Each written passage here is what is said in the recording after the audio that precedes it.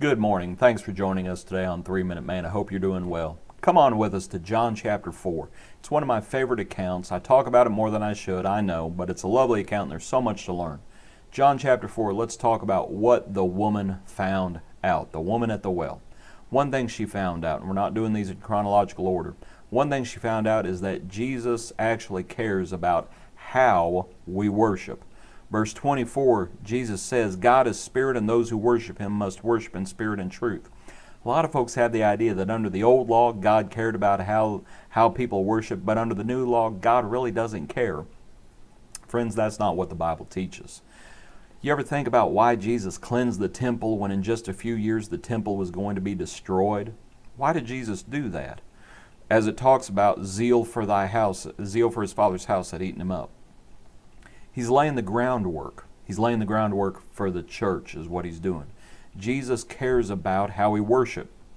He doesn't tolerate vain worship. He doesn't tolerate man's doctrine. He doesn't tolerate treating something holy like it is something common. He demands us worship in spirit and truth. That's one thing the woman found out. Another thing the woman found out, at verse 16, the Lord tells her, go call her husband. The woman says, I have no husband. Jesus says, you have well said, I have no husband, for you've had 5 husbands.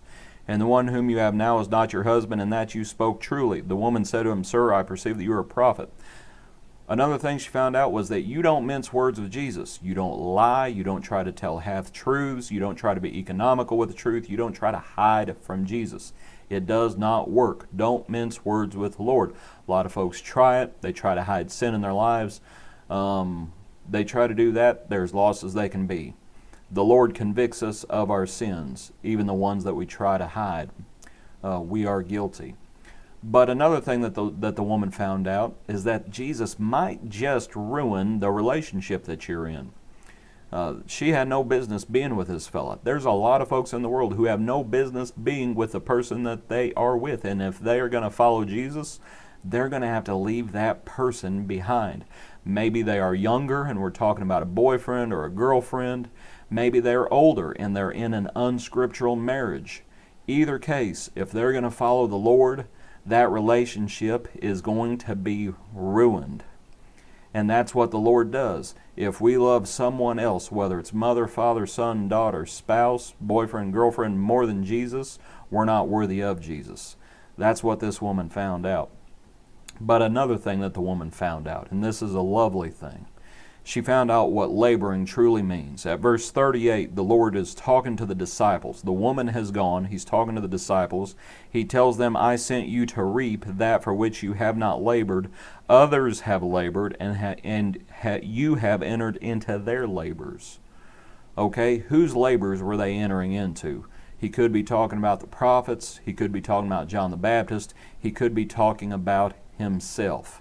But I want you to think about who at this exact moment was spreading the news of Jesus possibly being the Messiah. And that's the very next verse. And many of the Samaritans of that city believed in him because of the word of the woman who testified, he told me all that I ever did. She was convicted of her sins. Jesus used her. Jesus used a Samaritan woman. They marveled he was talking to a woman, and one who was loose morally. Think about it. Hope you enjoyed this study. God bless you.